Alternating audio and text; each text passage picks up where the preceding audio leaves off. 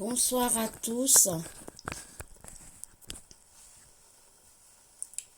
Alors, j'essaye de positionner l'écran. J'espère que vous voyez.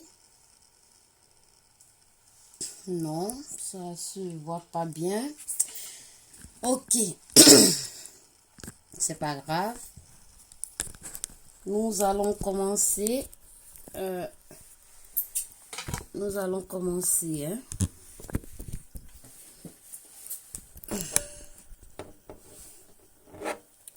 Ok. Donc, bonsoir. Soyez tous salués. Nous allons faire le cours ce soir sur le cancer du col de l'utérus. Donc, c'est un cours qui a été programmé depuis un moment. Nous allons parler ce soir du cancer du col de l'utérus. La conférence précédente, c'était sur le cancer du sein. Ce soir, c'est le cancer du col de l'utérus. Donc, on va commencer petit à petit. Vous pouvez noter, hein. Alors, c'est quoi le cancer du col de l'utérus? Comment on peut attraper le cancer du col de l'utérus? Quels sont les examens appropriés qu'on peut mettre en place pour investiguer, pour confirmer le cancer du col de l'utérus? Quels sont les traitements qui vont être mis en place pour essayer de pallier, soigner le cancer du col de l'utérus? Ensuite, nous allons continuer à donner des conseils, voir le suivi, l'accompagnement des personnes touchées par le cancer du col de l'utérus. Donc, pour démarrer notre conférence, je vais déjà vous présenter vraiment le schéma de l'appareil féminin que vous allez déjà voir et nous allons commencer la conférence. Alors, donc tout de suite, je vais vous mettre l'image. Donc là, j'espère que vous voyez bien. Voilà, je vais positionner de sorte que vous voyez très bien. Je ne sais pas si ça apparaît très bien à l'écran. Sinon, je renverse le téléphone. Peut-être que ça va aider. Est-ce que vous voyez bien le schéma?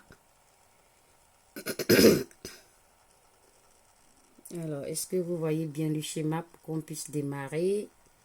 Est-ce que j'ai mis le téléphone dans le bon sens ou pas? Bon, donc là, vous avez l'appareil féminin. D'accord? Dans ce sens, ça n'apparaît pas bien. Donc, on reprend dans ce sens-là. C'est toujours pas bon. Ok, on va chercher un bon positionnement. Désolé, hein? Je vais trouver vraiment un bon positionnement pour qu'on puisse entamer la conférence. Alors, donc là, je ne sais pas si vous voyez encore.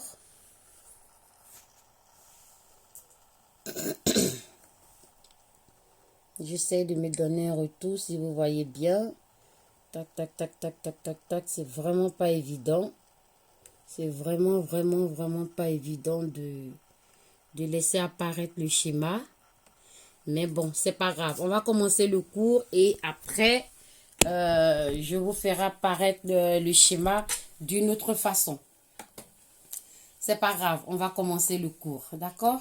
Donc, le cancer du col de l'utérus, qu'est-ce que c'est? Il faut savoir que le col de l'utérus, déjà, c'est la partie basse, d'accord? Donc, prenez note, c'est vraiment important hein, pour les hommes, pour les femmes et surtout pour nos filles. Vraiment, c'est très important. Le col de l'utérus, même, il est situé où? Donc, tout à l'heure, avec le schéma, j'essaierai vraiment de vous faire visualiser tout ça.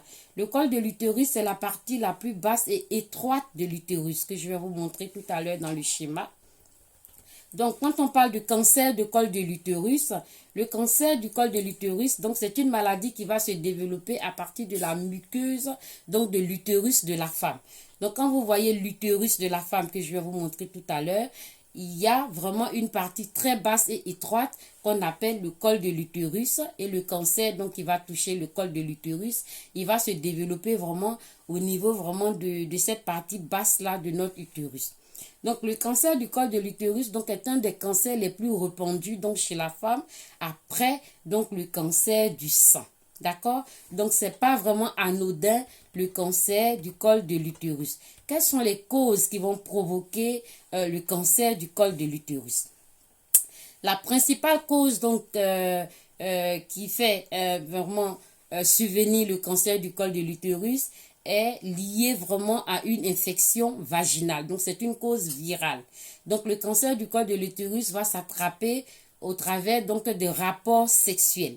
Voilà, donc ce sont les femmes qui attrapent le cancer du col de l'utérus. Donc lors de rapports sexuels non protégés, voilà, les femmes vont attraper donc cette infection virale là, hein, qui est donc due à un virus appelé le papillomavirus.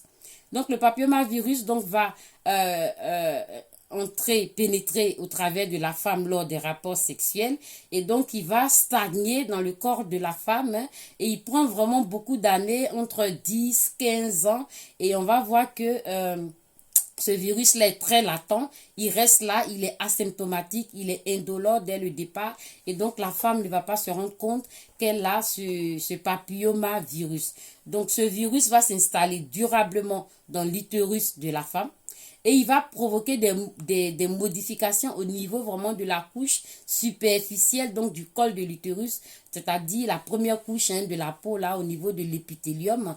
Donc il va vraiment se positionner là et il va rester là longtemps, latent durant des années. Et donc ces lésions, et il va provoquer vraiment des lésions au niveau vraiment de l'utérus. Et ces lésions-là vont continuer et devenir vraiment des lésions cancéreuses. Donc, l'évolution, comme je vous ai dit, elle est très lente. Donc, une femme va commettre des rapports sexuels non protégés avec un homme. Elle va attraper ce virus, papillomavirus, qui va rester vraiment longtemps au niveau de son utérus et générer cette infection vraiment persistante là au niveau donc de son utérus. Et après des années, plusieurs années après, 10-15 ans après, la femme va développer hein, ce papillomavirus qui est resté très latent. Donc voilà vraiment la cause du cancer du col de l'utérus chez la femme. Les signes et les symptômes maintenant qui vont nous faire comprendre qu'il y a un cancer du col de l'utérus. Donc il va avoir au travers de l'observation clinique, au travers des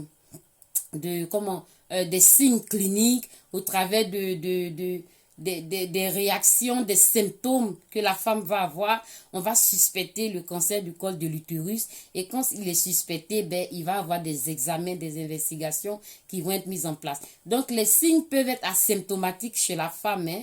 Voilà, au stade premier de la maladie, la femme ne sait pas qu'elle a le cancer du col de l'utérus. Il faut savoir que les symptômes là vont commencer à apparaître une fois que vraiment la tumeur va se développer dans les tissus et les organes voisins, malheureusement. Donc, quand les symptômes, quand les symptômes n'apparaissent pas, la femme ne sait pas qu'elle a ce virus-là qui est latent dans son corps. Donc, les symptômes vraiment du cancer du col de l'utérus, les plus répandus, nous avons les saignements vaginaux après le rapport sexuel. Nous avons les saignements vaginaux de façon spontanée en dehors des périodes des règles. On a aussi des douleurs lors des rapports sexuels. La femme va avoir mal quand elle a des rapports sexuels avec un homme ou son homme. Voilà, elle ressent des douleurs vraiment lors des rapports sexuels. La femme va aussi avoir des pertes vraiment au niveau, les pertes vaginales de façon anormale ou plus ou moins abondante. Quand on constate ces signes-là, on peut vraiment commencer à s'alerter pour se poser des questions. Je suis une femme, est-ce que ce n'est pas mon col de l'utérus qui est en train de me jouer des tours? Voilà, elle va sentir des douleurs au niveau du bas de son ventre, des douleurs lombaires. Elle va ressentir aussi vraiment que les pertes vaginales vont être très malodorantes et c'est vraiment des difficultés vraiment au niveau abdominal et aussi lombaire, des saignements vaginaux comme j'ai dit de façon anormaux après donc chez les femmes ménopausées à la suite de relations sexuelles. Là c'est très fréquent, c'est pour ça que les femmes ménopausées même surtout essuient les rapports sexuels parce que très souvent elles sont très exposées à ce type de cancer. on a des menstruations de façon inhabituelle, de façon longue, la femme va voir ses règles, point oui, point non, elle a ses règles, les règles sont de plus en plus une durée périodique très très longue, les saignements vont continuer, ça va interpeller une femme, est-ce qu'elle n'a pas le cancer du col de l'utérus? Donc, on va procéder donc à des examens pelviens, on va faire beaucoup d'investigations, on viendra sur les investigations. Vraiment, suite à ces douleurs lors de rapports sexuels, des douleurs contrôlées, des douleurs, vraiment des pertes au niveau du vagin, des difficultés aussi à uriner, des difficultés à aller à la selle, des fuites d'urine, c'est-à-dire que la femme, elle a des fuites urinaires, son pipi sort comme ça dans sa culotte alors qu'elle n'est pas à l'âge de porter des protections. Voilà, elle n'est pas incontinente urinaire, mais ces signes-là sont des signes d'alarme vraiment du cancer du col de l'utérus. Voilà. Donc la femme aussi peut sentir les enflux au niveau de ses membres inférieurs. Hein. En général, ça va prendre une jambe qui s'enfle, on ne comprend pas, il faut se poser des questions. La femme peut avoir des pertes d'appétit, perte de poids, essoufflement. Elle peut avoir des expectorations sanguinolentes, ça veut dire que quand elle va tousser, il va avoir du sang, d'accord, vraiment dans sa toux, des épistaxies et tout ça. D'accord, des douleurs thoraciques dans les os.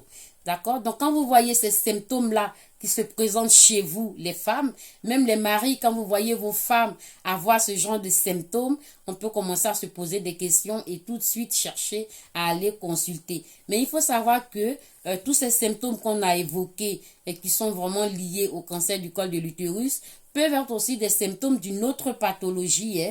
Donc ces symptômes-là ne sont pas forcément que le cancer du col de l'utérus, mais dès l'instant qu'une femme voit ce genre de symptômes, ce serait bien de chercher tout de suite à aller faire vraiment des examens plus approfondis. Donc, notre cancer du col de l'utérus, nous avons vu qu'est-ce que c'est, son origine, d'où il vient, qui l'attrape. Donc maintenant, on a vu les symptômes, les signes cliniques au niveau de l'observation.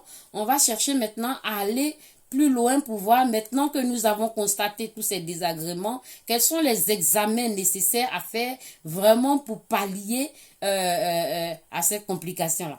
Ce qui est plus important aussi à noter ici, c'est que chez les femmes entre 11 ans et 14 ans, donc une jeune fille, une petite fille qui est encore vierge, il y a un vaccin, d'accord? Il y a un vaccin qui peut être fait, le Gardantil, je crois. Voilà, ce vaccin-là, il est important à faire 2 doses qu'on va administrer à la petite fille, à la jeune fille entre 11 et 14 ans, surtout quand elle est en situation de virginité, pour la protéger vraiment contre cette infection virale qui s'attrape de façon sexuelle. Maintenant, une fois que voilà, la femme elle a grandi, on a vu les symptômes qu'on a évoqués, il faut maintenant approfondir les examens. Alors, les examens de dépistage qu'il faut vraiment ne pas louper, c'est l'examen vraiment de référence qu'on appelle le test de dépistage, le test cervico-utérin. D'accord? Au travers vraiment du frottis. C'est pour ça qu'il est conseillé aux femmes de faire le frottis vraiment vaginal tous les 2 ans maximum, tous les 3 ans. Il faut que la femme aille faire son frottis. Je vais vous expliquer tout à l'heure, un peu plus bas, c'est quoi le frottis et comment ça se pratique le frottis. La femme doit aussi aller faire l'IRM du pelvis au niveau de l'organe vaginal féminin qu'on verra tout à l'heure au niveau du schéma. Je vais vous le montrer. Donc, il faut que la femme respecte cela. Réaliser des frottis réguliers tous les 2 à 3 ans lorsqu'on commence vraiment à suspecter les signes du cancer du col de l'utérus que nous avons énuméré tout à l'heure. Donc, c'est après avoir réalisé tous ces examens radiologiques, on va les détailler tout à l'heure, les examens bilan sanguin tout à l'heure, que le diagnostic va vraiment pouvoir être prononcé. Parce que c'est pas parce qu'on a les symptômes qu'on va dire, voilà, on va pas donner des diagnostics de façon arbitraire. Il faut vraiment que le diagnostic soit confirmé au travers d'une RCP, des réunions de concertation pluridisciplinaires avec plusieurs oncologues, plusieurs spécialistes, plusieurs médecins et suite à des examens, le cancer va être confirmé. D'accord? Donc le diagnostic, pour qu'il soit vraiment fait et précisé, on va procéder à des prélèvements. D'accord? On va procéder à des prélèvements, surtout la biopsie ou la conisation. D'accord? C'est quoi la biopsie ou la conisation? Tout ça, ça va être expliqué lors de ce cours sur le cancer du col de l'utérus. Donc, ceci va être réalisé pour vraiment repérer les lésions au niveau donc de l'utérus. D'accord? Donc, la biopsie, on va essayer, on va maintenant expliquer, puisque nous y sommes. La biopsie est l'examen anatomopathologique vraiment de référence qui confirme tout type de cancer. Donc, on ne va pas vous dire que vous avez un cancer du col de l'utérus alors que la biopsie n'a pas dit son dernier mot, si on veut dire, on veut le faire plus simple. Donc, la biopsie va permettre de savoir le type de cellule qui est impliquée au niveau de votre utérus et qui va permettre de désigner le type de cancer, c'est-à-dire le type histologique. Donc, quelle est la cellule, quelles sont les cellules qui sont touchées. La biopsie va nous permettre de savoir la profondeur de la tumeur au niveau même de la muqueuse. La biopsie va nous permettre de savoir l'extension éventuelle donc des organes éloignés qui peuvent être touchés, parce que quand les organes éloignés aussi sont touchés, en ce moment, on parle de métastases. Donc, le diagnostic du cancer du col de l'utérus est basé sur un examen, et sur l'examen vraiment de référence qu'on appelle la biopsie. Ceci n'empêche pas la prévention au travers des frottis, au travers des dépistages, au travers des vaccinations chez les petites filles entre 11 ans et 14 ans. Donc, je fais un peu de répétition pour ceux qui arrivent pendant cette conférence. Donc, la confirmation du diagnostic du cancer du col de l'utérus repose, comme je l'ai dit, sur l'analyse des fragments de tissu. Voilà, nous rentrons maintenant dans l'explication de qu'est-ce que c'est la biopsie. Donc, ça va être donc le prélèvement donc, de fragments de tissu. Donc, il va être prélevé au niveau du col de l'utérus.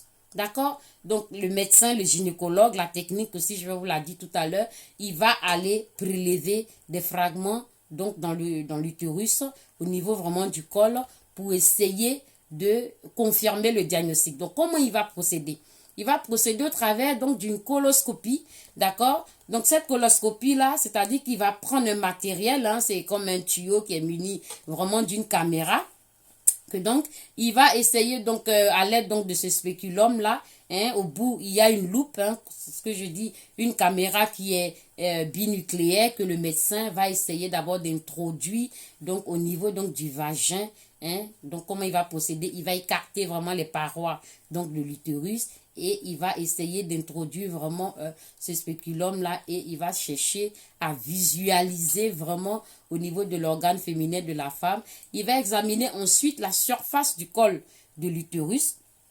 Et ensuite, il va essayer d'entrer vraiment en profondeur pour voir s'il n'y a pas des tumeurs éloignées qui se sont propagées. Donc, la coloscopie va nous permettre vraiment de visualiser l'organe féminin. D'accord? Il peut aussi tamponner avec un liquide sur le col de l'utérus et puis aussi voir les zones de façon anormale.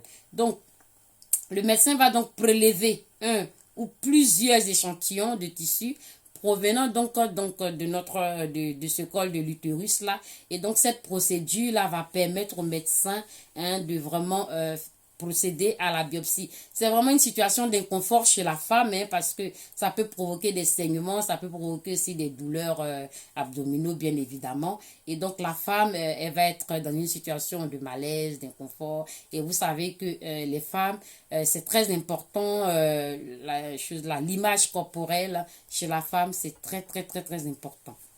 D'accord? Donc, la femme peut avoir de légers saignements vaginaux durant quelques jours suite à la réalisation de cette coloscopie, parce que il faut que des fragments soient prélevés pour que les spécialistes puissent réaliser la biopsie. D'accord? Donc, cette biopsie-là, elle va être facile à faire lorsque les lésions ne dépassent pas 4 cm au niveau de l'utérus, c'est facile.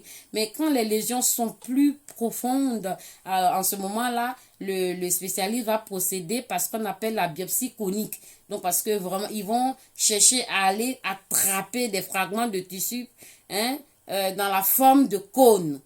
Aller les prendre vraiment plus loin et vraiment réaliser l'examen. D'accord? Donc, la biopsie conique, comme le nom le dit, prélever des fragments de tissu en forme de cône. D'accord? C'est ça la conisation. Donc, l'examen va se réaliser vraiment sous anesthésie, d'accord, anesthésie loco-régionale ou générale, et ça peut se faire aussi en ambulatoire. Donc, vous allez être hospitalisé le matin et puis vous allez ressortir le soir, d'accord. Il faut noter ici en nota bene, il faut savoir que l'intervention, d'accord, permet de retirer les cellules cancéreuses, d'accord. Bon, là, on ne sait pas encore si elles sont cancéreuses, mais elles sont anormales. Donc, il va retirer ces tissus-là et du coup, ils vont pouvoir réaliser l'analyse de façon biologique, de façon anatomopathologique et confirmer la maladie. Le plus important, c'est que durant 2 à 4 semaines suivant la colonisation, la patiente, elle va ressentir des douleurs, des légères crampes, elle va sentir que voilà, là j'ai des crampes par-ci, elle va ressentir de l'inconfort, elle va encore avoir des saignements vaginaux suite à la coloscopie. C'est tout à fait normal parce qu'on a fait une intrusion, une invasion vraiment avec des appareils et pour prélever des tissus, des fragments de tissus, d'accord? Voilà. Donc, il est déconseillé donc d'avoir des relations sexuelles après avoir fait cet examen parce que vu les inconforts, vu les saignements, vu les douleurs qui peuvent suivre, il est déconseillé à la femme de réaliser des rapports sexuels ou même de mettre des tampons quand elle voit ses menstruations après avoir réalisé une biopsie. Voilà. Donc, quand ils ont prélevé donc ces fragments de tissu pour réaliser la biopsie lors de la coloscopie, qu'est-ce qui va se passer ou lors de la colonisation? Ils vont aller réaliser ce qu'on appelle l'examen anatomopathologique. Donc, c'est l'analyse donc des tissus et des cellules. L'analyse des tissus et des cellules qui va nous permettre donc de détecter la présence de cellules cancéreuses et d'en définir le type de cancer. Donc, j'espère que je ne suis pas très rapide. Vous me suivez. Voilà. Ok. Si vous me suivez, vous pouvez aussi signaler. Si je suis trop rapide, vous pouvez noter trop rapide pour que j'aille un peu plus lentement. Donc, les examens et les soins vont se réaliser en rapport avec les différents médecins. Comme j'avais dit, des réunions de concertation pluridisciplinaires vont se produire et donc une prise en charge va être déterminée si le cancer est confirmé. Il faut savoir que quand vous êtes atteint du cancer du col de l'utérus, vous allez directement voir votre médecin traitant qui va vous faire les papiers parce que vous allez bénéficier de ce qu'on appelle l'ALD, l'affection longue durée. Vous devez être pris en charge par la sécurité sociale, les mutuelles et les assurances et tout ça. Vous ne devez pas payer un seul rond parce que vous devez être pris en charge à 100%. Les patientes atteintes du cancer du col de l'utérus bénéficient justement de l'ALD, donc la prise en charge de 100% à la base des tarifs donc de remboursement de l'assurance maladie. Ça, c'est important à savoir. Donc, le diagnostic, une fois qu'il est confirmé par l'analyse des prélèvements, des lésions suspectes, il va se passer aussi un autre examen qu'on peut faire pour approfondir. C'est vrai que la biopsie est là, mais il faut toujours continuer pour ne pas se louper au niveau du diagnostic. Donc, il y a aussi un examen très important qu'on pratique, qu'on appelle la TEP. Donc, le TEP, c'est un examen qui permet de réaliser aussi les images au niveau donc de la coupe du corps de l'organe féminin. Là, il va aller vraiment, ils vont injecter un produit irradiant qui va aller vraiment au niveau du sang et il va tracer donc les cellules anormales. D'accord? Donc, le produit là, il est radioactif et on l'appelle traceur. Pourquoi? Parce qu'il va aller s'agglutiner, il va aller se coller vraiment au niveau des cellules anormales, des tissus anormaux. Donc, la TPE fournit les images donc de la répartition des cellules désorganisées, des cellules anormales. Le traceur va nous permettre de savoir cela.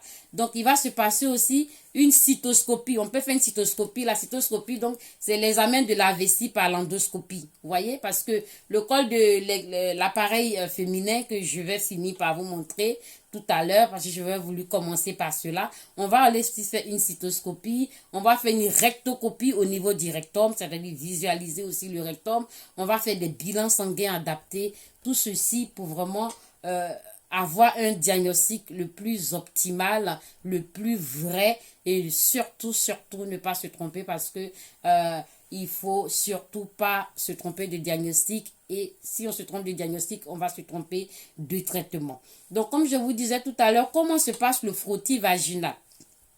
Il est important que je vous ai dit, le frottis doit se faire tous les 2 ans, voire tous les 3 ans chez la femme. Très important. Pour essayer vraiment, parce que au travers du frottis, on va attraper l'ADN vraiment donc de ce virus-là. Donc, c'est très important. Donc, le frottis, comment il se passe? Le frottis va nous permettre de prélever. Il va nous permettre de prélever vraiment de façon superficielle. C'est pour ça qu'on va jusqu'à la biopsie, les cellules pour les analyser au microscope et de réaliser un test qu'on appelle le HPV-HR. D'accord? Donc, à la recherche donc, de l'ADN donc, du virus papillomavirus. D'accord? Voilà. Donc, c'est un examen donc, de dépistage éventuel donc, de cancer du col de l'utérus. Le frottis donc, du col utérin, qu'on appelle aussi le frottis cervical, on va continuer le spécialiste quand il va prélever donc les fragments donc de cette partie là de l'utérus là, il va aller jusque déboucher même au niveau du vagin. C'est bon, le frottis il est indolore, ça fait pas mal hein, le frottis hein. C'est un peu comme si on vous prenait un écouvillon, voilà, il peut essayer de voilà, mais c'est quand même on est mal à l'aise lors de cet examen. Donc, c'est un examen qui ne dure pas, il prend quelques minutes. Donc, le dépistage du cancer donc, du col de l'utérus, il est important pour les femmes de le faire. Très important à partir de 25 ans et 65 ans. Il faut que les femmes fassent leur frottis régulier. Et il faut qu'elles aillent faire vraiment le dépistage du cancer du col de l'utérus. Et une fois que le cancer est confirmé, suite à tous ces examens que je viens de vous énumérer, on va mettre en place les traitements. Donc, les traitements du cancer du col de l'utérus, nous avons le choix des traitements vont être adaptés vraiment selon le tableau clinique de la personne, selon ses antécédents, selon le stade aussi du cancer, selon la limitation aussi des cellules anormales. Voilà. Comme je l'ai dit tout à l'heure, lorsque votre utérus, les cellules, elles sont pas anarchiques, mais les cellules lésées, quand elles ne dépassent pas 4 cm, le traitement de première intention, c'est la chirurgie. Voilà. On va procéder à la chirurgie pour faire l'ablation directe vraiment de ces cellules cancéreuses. Quand le cancer du col de l'utérus est confirmé, vraiment le traitement de première intention, c'est la chirurgie. Voilà, donc la plupart des médecins spécialistes, ils vont se réunir, comme on a dit, en RCP, c'est obligatoire. Et au travers de cela, après la réunion de concertation pluridisciplinaire, selon votre tableau, on va dire, est-ce que quand on a fait l'examen anatomopathologie, est-ce qu'on a regardé au niveau de la cytologie, où sont situées nos cellules? Si elles n'ont pas dépassé 4 cm en ce moment, tout de suite, on procède à la chirurgie, à l'ablation directe de ces cellules anormales. Comme ça, la femme, elle va être tranquille. On fait la chirurgie et une fois qu'on a fait la chirurgie, on peut aussi procéder à la radiothérapie externe et interne où on parle de curie-thérapie. Dans le cas où nos cellules sont très profondes et qu'elles ont atteint les organes voisins et lointains, on va parler ici de métastase. En ce moment-là, la chirurgie n'a plus lieu d'être. On va aller directement entamer une chimiothérapie, d'accord? Une chimiothérapie seule ou associée, vraiment pour essayer de traiter tout de suite la maladie. Ça va? Donc, je pense que jusque-là, je suis très simple. Très clair, vous pouvez prendre des notes. Donc, chirurgie, lorsque les cellules ne sont pas profondes, on va faire l'ablation. Pas de chirurgie, si les cellules sont profondes, en ce moment, c'est chimiothérapie, tout de suite seule ou associée. faut savoir que la chirurgie, c'est vraiment le traitement de première intention, même de base, principalement utilisé pour traiter les tumeurs, pour les éradiquer, pour les éliminer tout de suite. Hein. Ça, il faut le retenir quand ça n'a pas dépassé 4 cm. D'accord? Donc, c'est très intéressant et ça consiste à retirer vraiment de l'utérus les cellules cancéreuses. D'accord? Elles vont retirer donc de notre organe donc les cellules, les ganglions lymphatiques et comme ça, la femme va être tranquille. D'accord? Dans le cas contraire, chimiothérapie, radiothérapie, comme on l'a dit. Ok.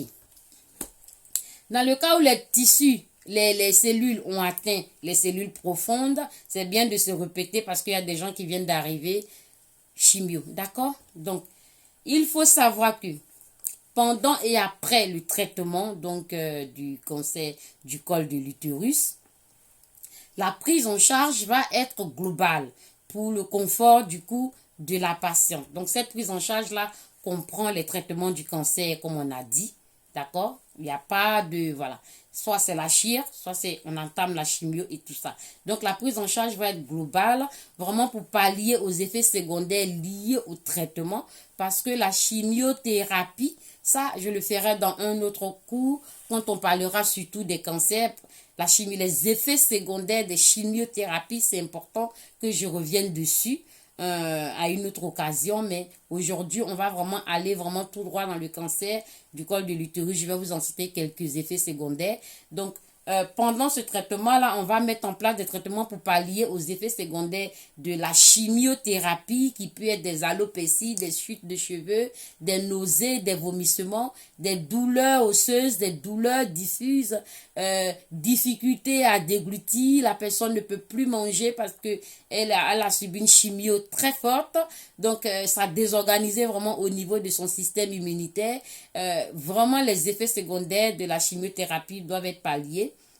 Ainsi que on mettra en place aussi tous les soins et soutiens complémentaires tels que les soutiens psychologiques avec des psychologues. On va rapprocher aussi le conjoint, s'il y a la famille, les enfants, hein, les proches, pour faire vraiment un accompagnement social. Donc, l'équipe qui est spécialisée là va mettre en place, donc, parce que comme je vous ai dit, il va y avoir une réunion donc, de concertation pluridisciplinaire. Donc, l'équipe là va mettre en place vraiment des professionnels vraiment adaptés, spécialisés, tels que le gynécologue, le chirurgien, le pathologiste, l'oncologue, le radiothérapeute, hein, le psychiatre, les spécialistes de la douleur, les infirmières, des aides-soignantes, des kinés, vraiment pour faire de la rééducation parce que vous allez voir après que la femme qui a subi un cancer du col de l'utérus va avoir besoin d'une rééducation au niveau vraiment de son utérus parce que il y a des désagréments après qui se passent là-bas. Même les diététiciens parce qu'il faut adapter aussi une alimentation suite aux douleurs abdominaux et tout ça. D'accord? Des assistants sociaux pour essayer d'aménager les logements, améliorer la vie de la personne, parce que la vie va changer hein, suite aux effets secondaires des traitements, la fatigue, l'asthénie, la chimio. Vraiment, la patiente est vraiment dans une situation compliquée. Éviter aussi qu'elle se mette en aplasie, que ses défenses immunitaires vraiment chutent. Donc, on va vraiment faire appel à vraiment un bloc d'équipe au niveau pluridisciplinaire. Donc, on conseille aux femmes qui ont eu un diagnostic confirmé de cancer du col de l'utérus, il serait préférable de diminuer le tabac et l'alcool, ça serait bénéfique. Et la pratique aussi des activités physiques adaptées est bien de les mettre en place, mais surtout après la cicatrisation. On ne va pas aller tout de suite commencer à courir suite à une chirurgie, hein. De toutes les façons, suite à une chimio, on est complètement asthénié. Mais tout dépend du tableau de la personne. Voilà. Donc, le cancer et ses traitements peuvent avoir des conséquences sur l'alimentation. C'est pour cela qu'il faut mettre en place un suivi diététique. Un accompagnement nutritionnel va être très important, donc être utile donc pour prévenir aussi et traiter même une dénutrition. D'accord? Parce que suite à la chimio, on ne peut plus déglutir, on ne peut plus manger correctement. Donc, certains sont alimentés même de façon parentérale. On va leur installer vraiment des catheters centraux, type pipeline ou des chambres implantables avec des aiguilles du baie, hein, pour vraiment être alimentée. Elle ne peut plus manger par la bouche. Donc voilà. Et voilà. Et quand la reprise se fait tout doucement, il faut vraiment la diététicienne pour vraiment adapter vraiment le statut nutritionnel pour éviter vraiment la dénutrition. Donc, à l'issue de ces traitements, hein, des consultations régulières doivent être faites, donc programmées régulièrement, donc selon le rythme adapté, hein, à votre situation. Donc, ce suivi a notamment pour but de déceler de façon précoce une éventuelle récidive.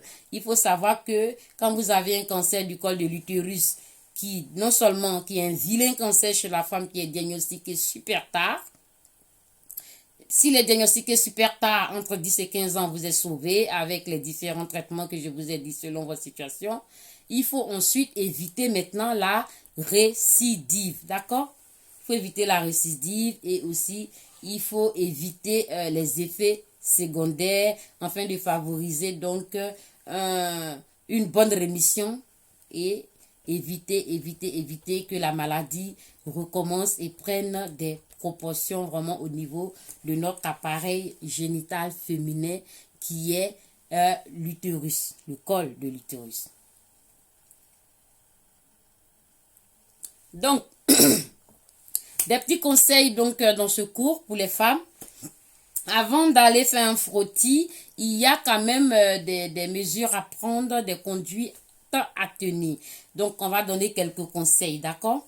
Donc, pour aller faire votre frottis, il faut prévoir un rendez-vous de telle sorte que votre prélèvement puisse être réalisé à distance de la période des règles. Voilà. C'est très idéal, hein? C'est très idéal de faire ça en milieu de cycle. Donc, si vous avez rendez-vous pour aller faire frottis, il faut que ça soit fait à distance des règles, d'accord? Donc, le faire en milieu de cycle. Il faut aussi programmer un rendez-vous. Si, voilà, il ne faut pas programmer un rendez-vous si vous avez une infection vaginale. Voilà. Donc, infection vaginale, il y a plusieurs types d'infections vaginales. Et attention, faut pas si vous avez des vaginites, attention, il faut traiter cela d'abord avant d'aller faire votre frottis, sinon les résultats peuvent être faussés. D'accord? Si vous prenez un traitement local par voie vaginale, c'est-à-dire des suppos ou des antibiotiques, bon, il faut d'abord terminer tout ça avant d'aller faire votre frottis pour éviter de fausser les résultats de votre frottis. Avant d'aller faire votre frottis, il faut éviter les rapports sexuels 24 heures ou 48 heures avant votre rendez-vous frottis. Voilà. Pourquoi? Parce que tout simplement, le liquide de l'homme, le sperme là, peut aussi se diluer et puis faire fausser les résultats. Le jour des examens, vous devez apporter sur vous tous vos derniers résultats sanguins, radiologiques, biologiques, tout ce que vous avez. Il faut les apporter donc au spécialiste et il va regarder cela avant qu'il fasse aussi votre frottis.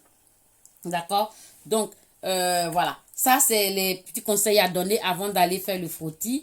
Donc, comme je vous avais dit, comment se réalise le frottis? Je vous ai déjà dit comment se réalise le frottis, mais la répétition est pédagogique. Donc, le médecin va vous inviter à vous allonger et il va enlever le bas donc de votre vêtement. Vous allez vous déshabiller par le bas.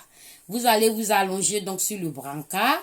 Donc, il va donc procéder par l'ouverture donc des grandes lèvres de la vulve, là au niveau de l'appareil génital féminin. Il va introduire tout doucement donc dans le vagin donc un instrument constitué de 2 parois, d'accord, le spéculum là. Donc, pour maintenir donc le vagin, il va ouvrir avec le col le spéculum, il va tenir comme ça. Hein, il va tenir votre col utérin pour que ça soit vraiment bien visible. Les parois donc sont bien écartées et donc le médecin va introduire à l'intérieur du spéculum une petite spatule. Voilà, c'est comme ça que ça se passe le frottis. Comme j'ai fait simple tout à l'heure, c'est comme si on vous mettait un couvillon. Hein, voilà, donc à l'intérieur vraiment pour prélever. Donc ceci va servir, donc il va donc commencer à gratter au niveau des parois, il va gratter légèrement au niveau donc de la surface du col de l'utérus et donc il va prélever, quand il va gratter, il va prélever donc les cellules et donc il va essayer donc de de les prendre et il va les introduire à l'intérieur d'un bocal donc pour aller faire l'examen. Donc c'est un prélèvement qui n'est pas douloureux comme je vous avais dit et ça ne dure pas du tout. Donc le médecin recueille donc les cellules au niveau donc de votre endocole, au niveau de l'appareil féminin à l'aide donc de cet écouvillon et donc ils vont faire les différents examens, ils vont regarder au niveau des lames, les vers et ils vont mettre un produit donc de fixation pour vaporiser pour que ça reste, pour ne pas que ça parte, d'accord? Voilà comment se passe le geste du frottis. Donc ce geste est très important. Le médecin peut également prolonger les lames. Bon, ça c'est la technique, hein, c'est pas très important. Hein, donc pour rechercher le frottis, donc à la recherche de de ce papillomavirus, donc qui est transmis de façon sexuelle et qui est très latent, qui est indolore, qui ne dit rien, qui est silencieux et qui peut rester longtemps donc dans l'organe féminin de la femme. D'accord.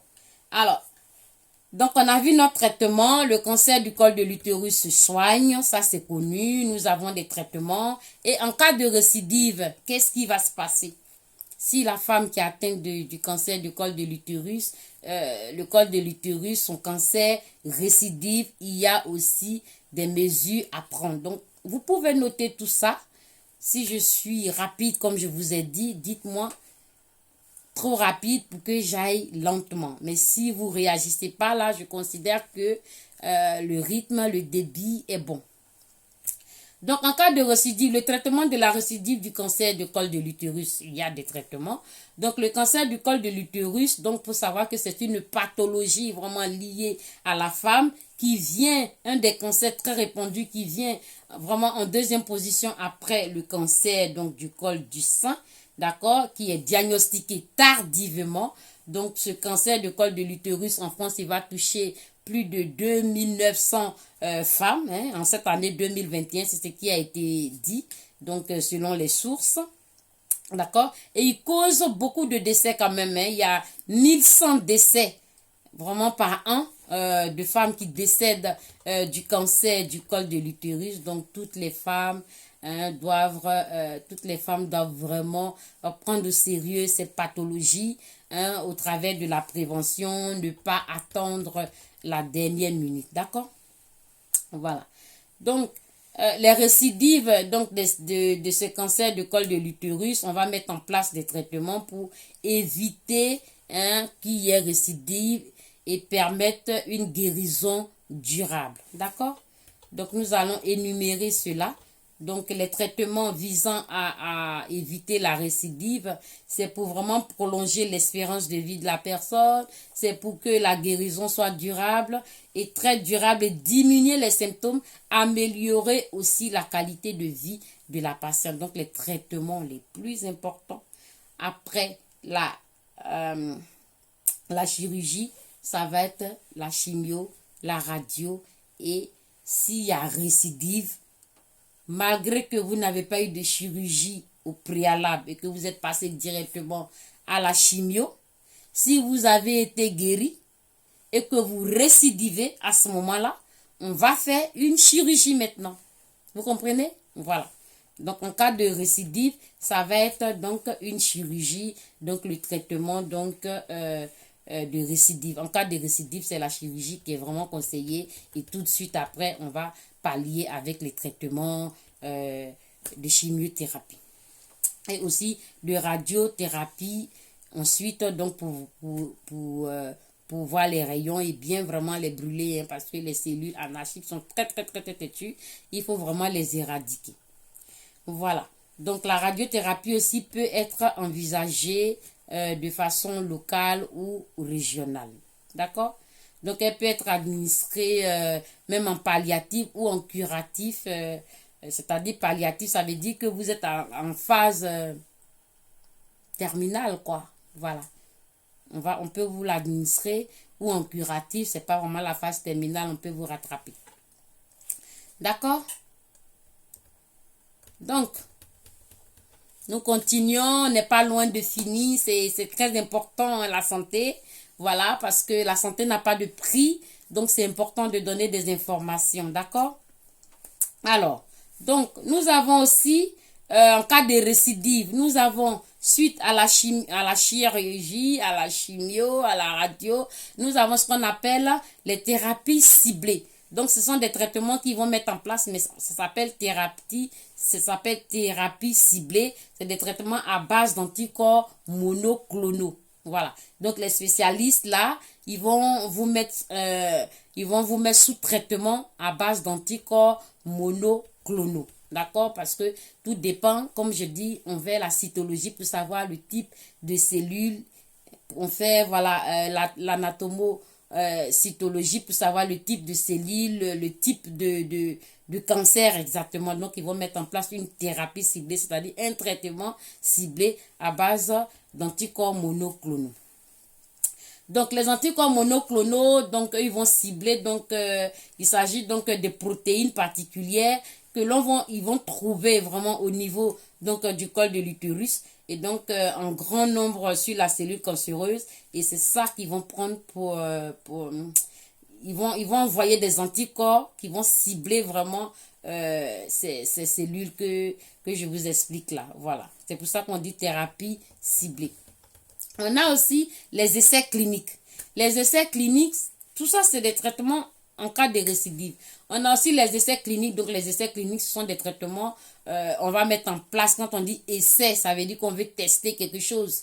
D'accord? Donc, les essais cliniques, on met ça en place. Il faut que vous soyez volontaire. Il faut que vous soyez d'accord. Ça veut dire qu'on a trouvé un nouveau traitement qui est très fort, le traitement va être très fort. Le traitement va être très puissant. Mais on veut le tester. On ne sait pas si vous allez le supporter ou si vous allez succomber. D'accord? Et on veut vérifier si l'efficacité de ce traitement-là. Donc, on va vous le proposer. Vous allez donner votre accord. Vous allez signer. On va vous expliquer les effets secondaires. On va vous expliquer la dangerosité, les risques que vous prenez. Vous pouvez être sauvé complètement parce que ça vous correspond. Et vous pouvez aussi mourir directement parce que ça ne vous correspond pas. Voilà. Donc, ce sont des traitements vraiment spécifiques, hein, de dernière, on va dire, des traitements des traitements qui viennent d'arriver. Voilà. Des nouvelles créativités, mais qui peuvent être très, très bons ou très, très néfastes pour vous. Donc, les essais cliniques, quand on parle du traitement essais cliniques, d'accord, ce sont des études qui vont se réaliser pour pratiquer une nouvelle thérapie, d'accord, comme je vous ai dit de façon très, très, très, très simple, d'accord. Donc, on va mettre en place ce traitement-là. Si vous êtes d'accord, vous le faites. Si vous n'êtes pas d'accord, vous ne le faites pas, mais ça peut vous sauver comme vous pouvez y passer. Et aussi, des fois, c'est moyennant des revenus, hein. Voilà, si vous êtes d'accord, on peut vous dire, voilà, vous passez par l'essai clinique, mais vous avez telle somme parce qu'on veut faire un test sur vous, en fait. L'essai clinique, c'est ça. Donc, il faut savoir que l'inclusion à un essai clinique se fait en fonction de l'adéquation entre le profil du patient, d'accord, et aussi celui du traitement. Donc, votre spécialiste peut dire, bon, vu ses antécédents, vu les effets secondaires qu'il présente, je ne prends pas le risque, mais c'est lui qui va décider, mais c'est tout ça, c'est avec votre accord. Donc, les essais cliniques sont des options souvent envisagées, vraiment en dernière intention aussi, hein, c'est-à-dire que vous avez déjà fait la maladie, on vous a soigné, vous êtes guéri, vous êtes venu récidiver, on vous a fait tous les autres traitements, on a dit, bon, on va enlever la tumeur cette fois-ci. On a fait la chirurgie, ça n'a pas marché, on enchaîne avec la chimio, on voit que c'est compliqué, on vous envoie un traitement. Pour moi, les essais cliniques, c'est vraiment le traitement vraiment de dernière intention. Donc, la récidive d'un cancer du col de l'utérus peut être plus compliqué vraiment, c'est normal, hein. Voilà, vous faites la maladie, vous guérissez, vous revenez. C'est normal que la récidive soit encore plus compliquée à traiter, ouais. C'est plus compliqué à traiter que lorsque c'est un cancer en phase vraiment initiale. D'accord? Lorsque les cellules cancéreuses sont vraiment étendues, parce que la récidive, ça veut dire que là il est résistant vraiment à la chimio, il est résistant aux radios, et ils reviennent ces cellules anarchiques. Là, la récidive, c'est vraiment plus compliqué à traîner. Donc, la prise en charge doit se faire systématiquement et être discutée encore en réunion de concertation pluridisciplinaire parce que rien ne peut être décidé dans le cadre du cancer vraiment par le fait d'un spécialiste tout seul. Il faut que ce soit plusieurs personnes de plusieurs spécialités confondues qui viennent le faire. Le cancer du col de l'utérus, donc c'est un cancer lié donc à l'appareil génital féminin qui est encore très très touchant et c'est vraiment c'est douloureux, c'est déplorable qu'une femme attrape un cancer du col de l'utérus suite au fait qu'elle a eu un manque d'information, par naïveté, comme on le dit, mon peuple meurt par manque de connaissances. C'est vraiment dommage. Donc, ça peut arriver aussi pas de chance, d'accord? Parce qu'il y a des personnes qui ont pris vraiment toutes les dispositions qui l'attrapent quand même. Mais l'idée, c'est de vraiment mettre toutes les chances de son côté pour éviter ce genre d'ennui. D'accord. Donc, comme j'ai dit, il concerne vraiment les femmes et le cancer du col de l'utérus n'est pas contagieux. D'accord? Voilà. Vous avez un cancer du col de l'utérus, vous n'allez pas contaminer notre femme. Vous avez un cancer du col de l'utérus, vous n'allez pas contaminer votre homme. Au contraire, c'est lors de rapports sexuels non protégés que vous allez attraper ce virus-là.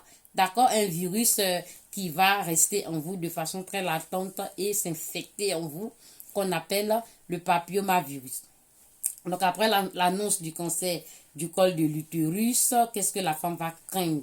La femme doit craindre vraiment que suite à sa guérison, qu'elle ne fasse pas une récidive. Sinon, ce n'est pas une maladie qui se transmet de femme à femme. C'est vrai qu'elle se transmet lors du rapport sexuel, d'accord? Parce qu'elle est liée à une infection sexuelle.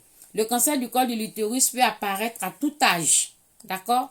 Voilà, en général, il apparaît à partir de 25 ans et 30 ans, hein, vous voyez? Donc, ça peut apparaître très, très, très, très tôt. C'est pour ça que les dépistages sont conseillés entre 25 ans et 65 ans. Et d'ailleurs, le vaccin est conseillé pour toutes les filles en état de virginité entre 11 ans et 14 ans. Donc, l'infection au virus, donc de la famille des papillomavirus, qui est le HPV, est une infection qui ne rigole pas chez les femmes parce que c'est une infection qui est sournoise, on va dire. D'accord? Donc, c'est la première cause donc, de survenue donc, de cancer du col de l'utérus chez la femme. Le HPV provoque le cancer du col de l'utérus. D'accord? Le principal facteur donc, de cause de survenue du cancer du col de l'utérus est rapport sexuel non protégé. Bon, donc la répétition est pédagogique. Attention, attention. Voilà, on ne couche pas comme ça, à gauche, à droite. Les rapports doivent être protégés parce que vous avez un papillomavirus. Il dort en vous 10 ans, 15 ans avant même de montrer les premiers symptômes. Ok. Donc, le HPV est un virus qui se transmet par contact sexuel, comme je l'ai dit, lors de pénétration. Il peut aussi se transmettre lors de contacts bucco-congénital, c'est-à-dire les buccos, les baisers. Hein. Il peut aussi se transmettre lors des caresses génitales, là, voilà. Vous pouvez attraper le HPV. Donc, les symptômes du cancer du col de l'utérus que nous avons énumérés, il y en a vraiment des pléiades, mais ces symptômes-là ne disent pas forcément c'est que le cancer du col de l'utérus, attention, mais en général, ils sont à prédisposition du cancer du col de l'utérus. Lorsque vous voyez les saignements qui vont survenir après les rapports sexuels, vous finissez d'avoir un rapport sexuel et vous vous mettez à saigner. Vous avez des saignements en dehors de vos règles. Vous avez 4, 5, 6 fois les règles dans le mois. Attention. Vous avez des pertes blanches, malodorantes. Attention. Vous avez des douleurs au niveau pelvien. Attention. Dans le bas du dos, dans le bas du ventre. Attention. Des douleurs vraiment qui arrivent pendant même les rapports sexuels. Donc, pendant la pénétration, vous avez très, très, très, très, très, très mal. Quand ça arrive aussi, il faut faire attention, d'accord? Donc, à un stade précoce, quand vous voyez ce genre de signes, il faut tout de suite vous alarmer, vous alerter et commencer tout de suite à consulter, faire les examens que nous avons cités précédemment plus haut. Voilà. Donc, c'est pourquoi les femmes entre 25 ans et 35 ans, attention, commencez le dépistage, ne dites pas, voilà, je suis trop jeune, je suis trop belle, tu sais, à gauche, à droite, attention, le cancer du col de l'utérus touche les femmes très jeunes, d'accord? Donc, à partir entre 25 ans et 65 ans, les femmes doivent faire ça, c'est très important, régulièrement. Donc, le FCU, d'accord? Le frottis cervico-utérin, d'accord? En dehors même de tous symptômes. Faut pas attendre que la maladie se présente. Faut pas attendre d'avoir 40 ans, 45 ans, 50 à 60 ans. Non, non, non. À partir déjà même de 25 ans, on commence les frottis. La jeune fille commence les frottis, d'accord? Est-ce qu'on peut guérir du cancer du col de l'utérus? Donc, s'il y a récidive, c'est parce qu'il y a eu quelque part guérison, d'accord? Il y a eu rémission. Donc, on peut guérir du cancer du col de l'utérus lorsqu'il est détecté plus tôt, d'accord? Donc, il est tout à fait possible de guérir du cancer du col de l'utérus pour ceux qui ont bien suivi. Quand il est détecté, lorsque les cellules anormales ne dépassent pas plus de 4 cm au niveau de l'utérus, c'est bien. On fait une belle ablation. Vous êtes bien. Si c'est vraiment bien fait, hein, et après, si vous avez été bien suivi, c'est bon. On peut guérir, d'accord? D'où on peut aussi récidiver. Donc, toujours continuer, même les frottis, surveiller, même si vous êtes guéri. Attention à la récidive. D'accord? Il est tout à fait possible de guérir comme on a dit. Donc, le stade le plus avancé, d'accord, le plus important, c'est on constate que la guérison chez les femmes va se faire de façon selon l'hygiène de vie de la femme. Si une femme n'a pas une hygiène de vie qu'elle respecte, c'est-à-dire être propre, d'accord, changer les dessous régulièrement, c'est-à-dire vos culottes que vous portez, il faut les renouveler. N'attendez pas que ce soit déchiré ou délavé ou machin. Normalement, tous les 3 mois, changer de slip, tout mettre à la poubelle, acheter des tout neufs. Quand vous achetez vos slips, vous ne les portez pas directement, il faut que ça soit passé déjà à la machine. La machine, vous mettez un peu de vinaigre blanc. Ça désinfecte tout de suite. Vous avez vos nouveaux dessous. En 3 mois, maxi 6 mois, vous virez tout. Et vous prenez des nouveaux. C'est quand même des précautions à prendre. D'accord? Voilà. Et il y a aussi la vaccination qui est très importante. Mais attention, la vaccination ne protège pas forcément contre le cancer du col de l'utérus. C'est vrai. La vaccination va éviter que vous attrapez cette infection. Mais vous pouvez être vacciné et malheureusement, c'est ça la médecine, c'est ça l'organisme. Chez certaines personnes, on a vu que la vaccination n'avait pas forcément protégé certaines femmes, malheureusement, alors qu'elles avaient fait leur vaccin, hein, elles avaient eu leurs 2 doses, d'accord? Et malheureusement, il y a certaines femmes qui ont quand même eu le cancer du col de l'utérus malgré la vaccination. Donc, l'hygiène de vie est très importante ici. La femme doit être propre sur elle, se laver régulièrement. Vraiment, on ne vous demande pas d'introduire un doigt au niveau du vagin pour sortir des éléments. Non, non, non. Il faut vraiment se laver, frotter bien l'appareil génital. C'est déjà bien. Il faut laisser la flore vaginale travailler et puis changer les dessous régulièrement. Ça aussi, c'est déjà bien au niveau de l'hygiène. D'accord? Il est important d'observer le frottis régulier, j'insiste dessus. Donc, il y a donc une référence très importante en cas de dépistage. D'accord? Donc, tous les 2, voire tous les 3 ans maximum. Ça va? Je prends un verre d'eau. J'ai la gorge sèche. Voilà. Il faut faire ça. Quand vous voyez les signes apparaître, les signes que je vous ai cités, il faut courir tout de suite chez votre médecin. Quand vous voyez des signes, ce sont des signes précurseurs du cancer du col de l'utérus. Il y a aussi des signes qui peuvent être liés à des cancers. Voilà, le cancer, ça peut ne pas être forcément le cancer du col de l'utérus, mais il y a quand même des signes très importants que de temps en temps, puisque les cancers, ils ont en réalité tous les mêmes, la plupart du temps. Quand on dit les mêmes traitements, ça veut dire que quand on parle de chimio, le nom du type de chimio, c'est différent par type de cancer, mais c'est l'ensemble de traitements qu'on appelle chimio, donc ça va revenir de façon répétitive. Donc quand on parle même d'un cancer, vous allez entendre les mêmes choses qui ont été dites dans un autre cancer vont toujours revenir. C'est redondant, mais c'est très important de le savoir. Quand vous avez des signes précurseurs comme des pertes de poids inexpliquées, vous êtes là, vous perdez du poids. alors que vous mangez correctement, mais vous vous mettez à dépérir, alors que vous n'êtes pas diabétique, vous ne comprenez rien. Vous avez des fatigues inexpliquées, des sueurs nocturnes dans la nuit, vous transpirez, vous ne comprenez pas, des pertes d'appétit, des douleurs nouvelles, c'est-à-dire la douleur ici aujourd'hui, demain c'est là, une autre part. Vous ne comprenez pas, des douleurs diffuses et prolongées, des nausées, vomissements de façon récurrente, il faut faire attention. Vous avez du sang dans les urines, il faut faire attention, du sang dans les selles, il faut faire attention quand vous voyez ce genre de situation se produire chez vous. D'accord? Vous avez des récentes modifications au niveau de votre transit intestinal. Tantôt vous êtes constipé, tantôt vous avez une forte diarrhée et ça se fait sur plusieurs jours, vous ne comprenez pas. Vous avez des constipations, vous n'avez pas de selle au-delà de 3 jours, 4 jours, 5 jours. Attention, voilà, c'est répétitif. Vous êtes obligé de prendre des laxatifs pour favoriser le transit.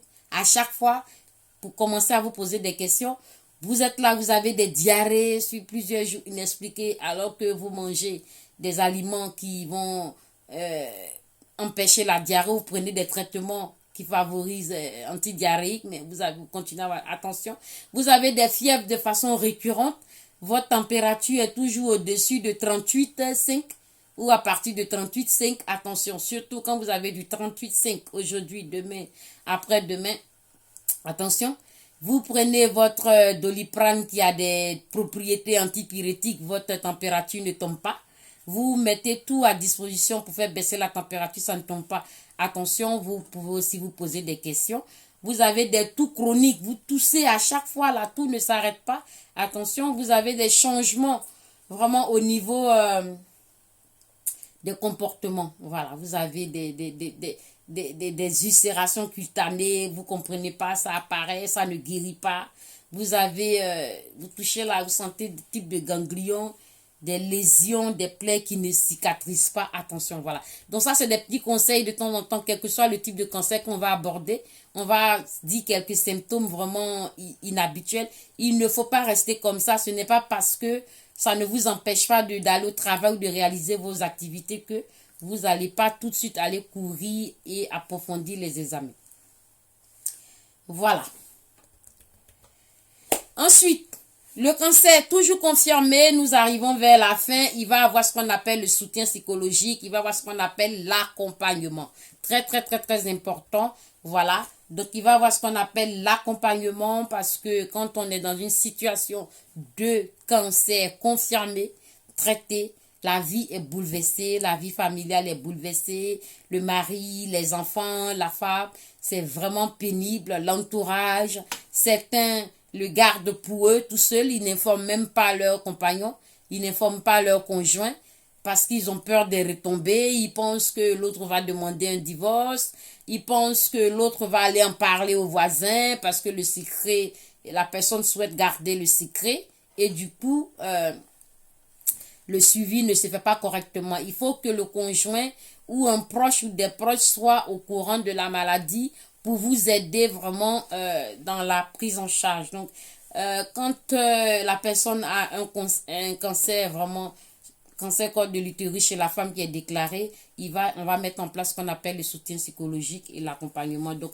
il va se passer la mise en place de plusieurs dispositifs extérieurs. D'accord? On va mettre au niveau de la famille.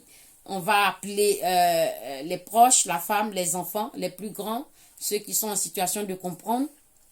L'équipe soignante va également aider donc la patiente à accepter vraiment la maladie parce que la personne va être dans une situation tellement choquante, douloureuse. Elle va refuser cette maladie. Elle va être dans le déni. Elle va être énervée. Pourquoi moi? Mais qu'est-ce que j'ai fait? La personne va culpabiliser aussi. Ah merde, j'aurais dû être sérieuse. Mais pourquoi moi alors que je couche pas avec tout le monde, je suis sérieuse, alors que l'autre, c'est une traînée, elle n'a pas ça, voilà. Donc la personne est dans une situation vraiment d'inconfort au niveau psychologique. Elle se plaint, elle a le monde entier qui lui tombe sur la tête. Elle n'est pas satisfaite d'elle-même, elle s'en veut. Il faut un accompagnement psychologique, donc des soutiens auprès des structures d'écoute et d'information existent. Donc, il faudra vous rapprocher de cela. D'accord? Ça peut être bénéfique donc pour échanger avec les psychologues ou les psycho-oncologues. Voilà, donc les spécialistes du cancer, c'est les oncologues. Hein. l'oncologie, c'est la spécialité qui traite les cancers. Les spécialistes aussi peuvent être consultés au sein donc des services d'oncologie, vraiment sur le plan pratique. Voilà, il faut prendre en charge la personne parce qu'il va avoir la fatigue. Voilà, la personne est asthéniée suite au traitement. La personne va être fatiguée. Les effets secondaires sont là. Vraiment, il faut accompagner la personne. Comment elle fait désormais pour accompagner ses enfants à l'école, pour faire son ménage chez elle, pour faire ses courses, pour préparer, mettre en place des auxiliaires de vie. Est-ce que cette personne a une mutuelle? Est-ce que cette personne a des assurances? Est-ce qu'elle est prise en charge? Est-ce que son 100% ALD peut couvrir tout cela? Vraiment, c'est vraiment très, très, très, très, très important. Il faut en parler. Il ne faut pas garder la maladie seule, se cacher, aller se traiter, rentrer fatigué. Il faut en parler à votre conjoint, à votre famille, à votre proche. D'accord? Voilà, donc cette prise en charge peut limiter quand même pas mal de dégâts. Et aussi, la personne, si elle est dans le déni, elle peut refuser même les soins. Donc le fait qu'il y ait une oreille écoute qui est là, une oreille attentive, qui est à l'écoute active qui est là, la personne va pouvoir aussi continuer son traitement et puis elle va limiter vraiment les dégâts. Dès le début de la prise en charge, la question du maintien vraiment de l'activité professionnelle va se présenter. Est-ce que la personne continue d'aller travailler? Donc, on va discuter en équipe pour savoir est-ce que l'arrêt va être prolongé. Voilà. C'est vraiment, vraiment un truc, une prise en charge pluridisciplinaire, familiale et proche, vraiment. Il ne faut pas cacher ce genre de choses, il faut vraiment en parler, discuter, voilà. Donc, les caractéristiques de la maladie vont entraîner vraiment pas mal de situations dans la prise du traitement, dans la tolérance, voilà. Donc, l'état physique même de la personne va être touché. Voilà, la profession de la personne à exercer. Qu'est-ce que la personne fait comme travail?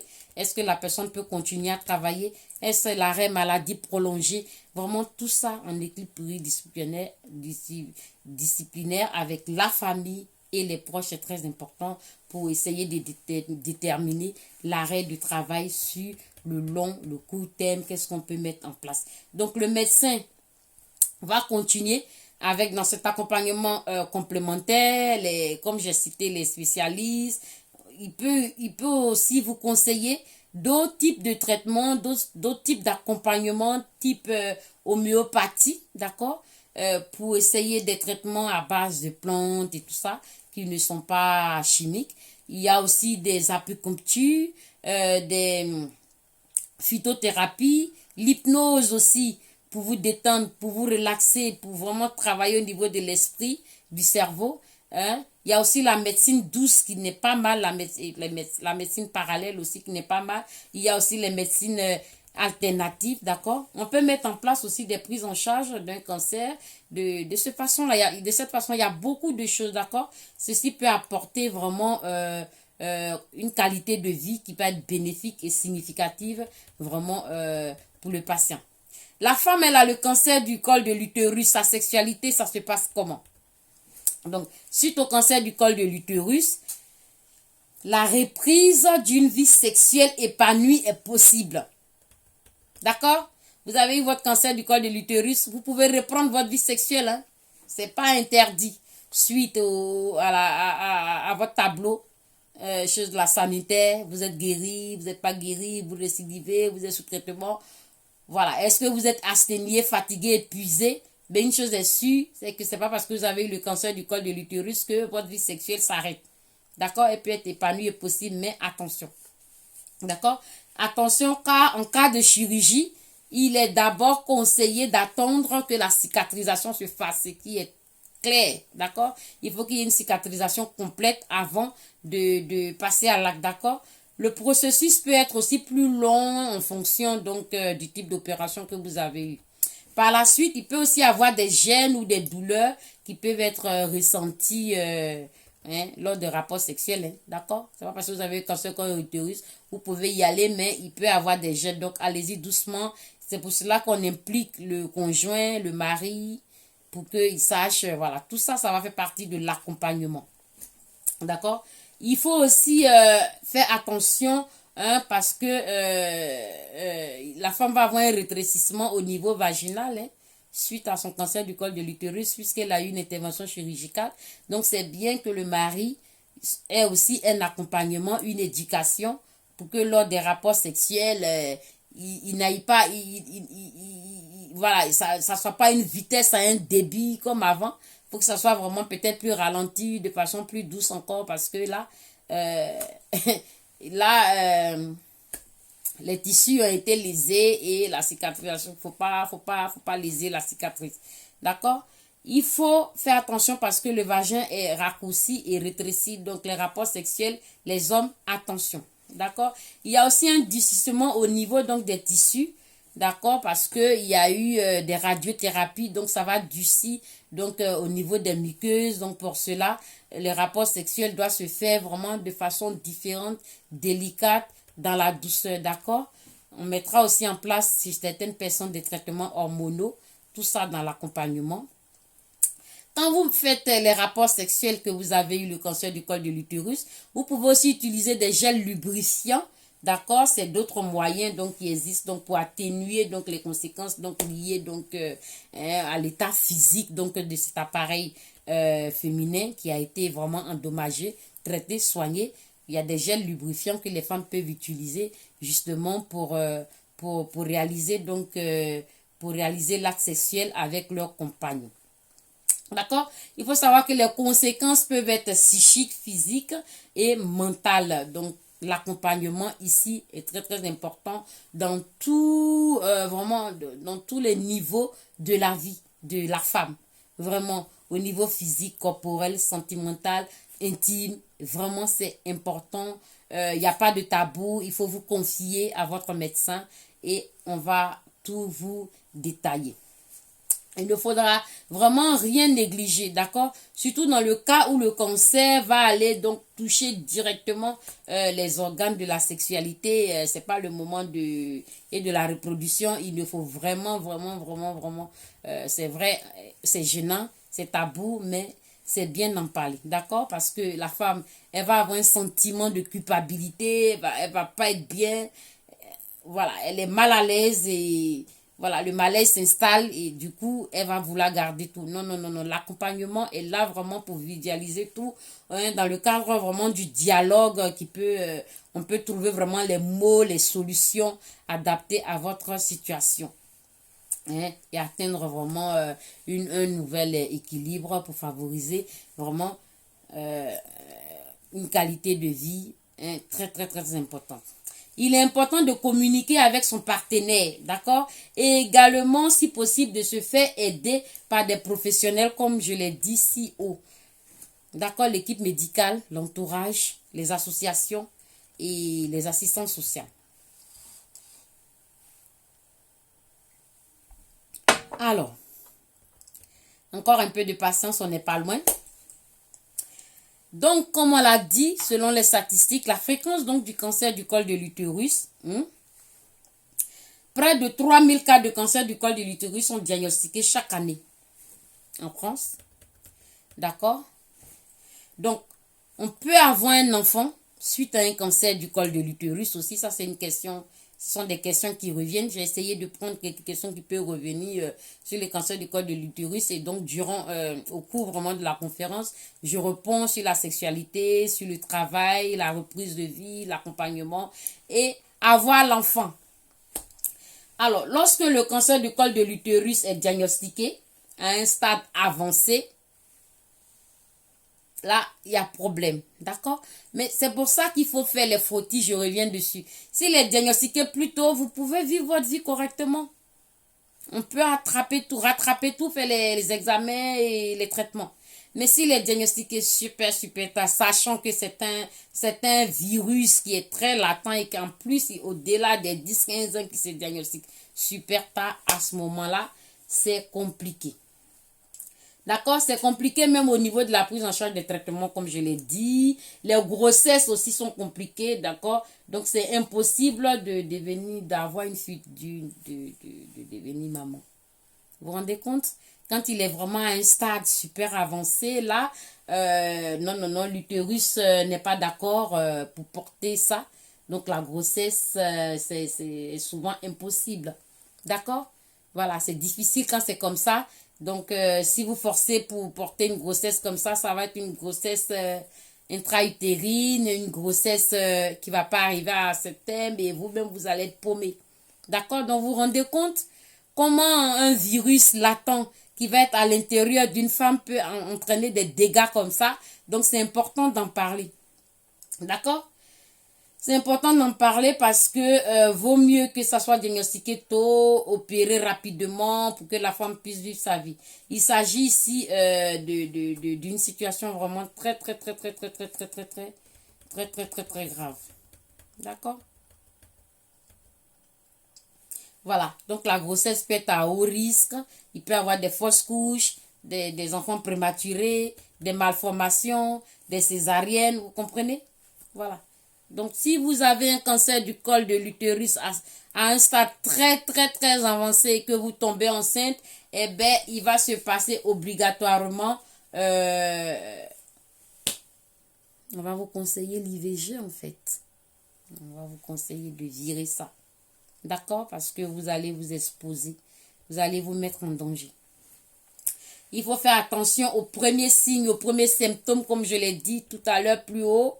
Il faut faire attention aux pertes de poids inexpliquées, aux fatigues inexpliquées, aux sueurs nocturnes, au manque d'appétit, aux règles involontaires douloureuses qui arrivent n'importe quel moment, aux douleurs lors de rapports sexuels. Il faut faire attention au sang dans les urines et dans les selles. Il faut faire attention aux pertes blanches malodorantes. Il faut faire attention aux vaginites, à l'écoulement sanguin comme ça de façon inexpliquée. Il faut faire attention à tout ça. D'accord? Donc, pendant et après votre cancer, c'est-à-dire vous avez le cancer ou alors vous avez été traité, vous êtes guéri ou vous êtes en train de faire une phase de rémission, le cancer du col de l'utérus, il faut savoir que c'est une maladie grave, d'accord, qui exige des traitements agressifs, comme je l'ai dit tout à l'heure. La chimio peut être douce ou elle peut être forte. Donc, il faut faire attention, rester durablement dans la prévention parce que cela peut impacter vraiment le rapport d'une femme et l'entretien à son corps. Donc, tout au long de la prise en charge de la maladie, donc du cancer, il faut bien observer. Il ne faut pas être non observant aux soins, il faut bien observer les traitements. La patiente peut être confrontée aussi à des difficultés, d'accord? Donc, tant bien sur le plan physique et psychologique, on l'a dit. Et on dit ces difficultés peuvent être source d'angoisse. Hein, ça, c'est physiologique, c'est normal. La femme va angoisser ma vie. Qu'est-ce que je deviens? Qu'est-ce que je fais? La patiente peut craindre de ne plus jamais être capable de retrouver sa sexualité à cause de la maladie. Aïe, je ne peux plus faire des rapports sexuels normalement avec mon homme. Est-ce qu'il va me tromper? Est-ce qu'il va en prendre une deuxième? Qu'est-ce qu'on devient? Le couple, la vie familiale, la vie vraiment du couple peut aussi éclater. Donc vraiment lancer, c'est anxiogène hein, vraiment. Donc c'est très important de faire ce genre de conférence. Moi je tiens vraiment à ça. Si ça peut sauver des vies, voilà. La femme peut être vraiment dans une situation où les effets secondaires sont là.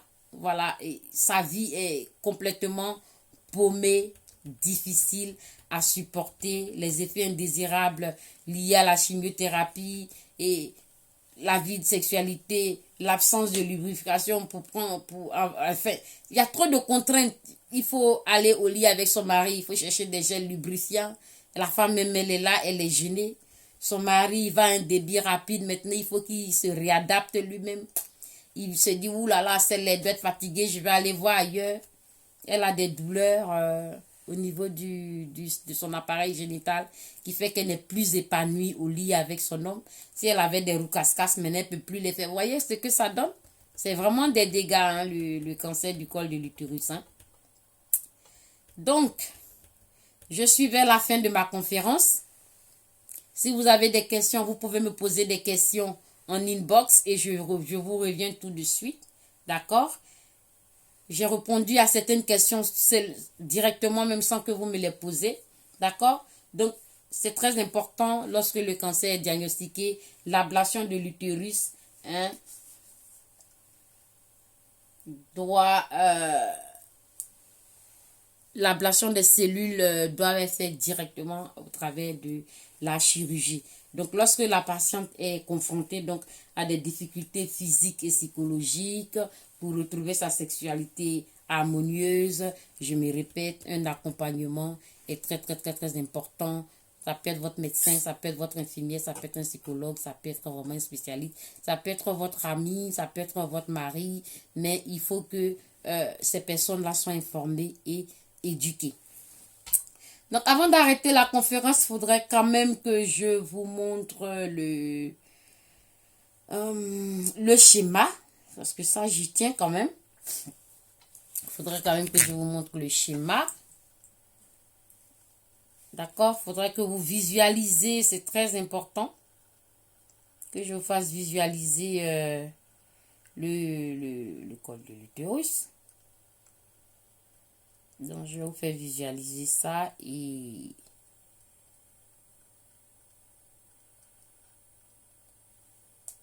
Alors, c'est vraiment pas pratique, mais je vais me débrouiller comme ça. Voilà. Ah, donc, quand vous regardez là... attends. Ah, je vais faire par là parce que je voulais le montrer en grand sur l'ordinateur qui m'a lâché. Donc, vous avez ici la trompe de Fallope. Attendez, je vais prendre un stylo. Je vais prendre un stylo et vous montrer. Vous voyez là. Ici en haut, vous avez la trompe de Fallope. Donc ça, c'est l'appareil génital de la femme. Vous avez ici l'ovaire. Vous voyez les deux trucs là, en forme d'œuf là. Ça, ce sont les ovaires. Et ensuite, on va agrandir l'image. Là, tout le long là, c'est l'utérus. D'accord? Donc ici, vous avez l'utérus. Et qu'est-ce qui va se passer? Dans la case là, tout en bas, comme on a dit, vous avez le col de l'utérus qui est la partie basse et étroite donc de l'utérus. C'est pour cela que ça s'appelle le col de l'utérus. Et là, vous avez donc le vagin. Donc, le cancer du col de l'utérus va se passer à ce niveau-là. C'est ici que le papillomavirus va se loger. Il va se localiser pendant des années et il va provoquer une infection. Donc, cette infection, comme elle aura tellement duré, donc à ce niveau ici, là, vous vous rendez compte, il faut qu'on vienne ici pour attraper vraiment les cellules désorganisées et anarchiques. Voilà. Donc, je vous remercie. Je pense que je suis allée au-delà, mais ça a été. Merci d'avoir suivi cette conférence. Et vous pouvez inviter des amis, regarder cette conférence. Elle est gratuite, ce n'est pas une conférence qui est payante. Donc, vous pouvez la regarder autant de fois. Et si vous n'avez pas compris quelque chose, vous pouvez me poser des questions et je vous reviendrai forcément en inbox. Je vous remercie. Bonne soirée. Au revoir.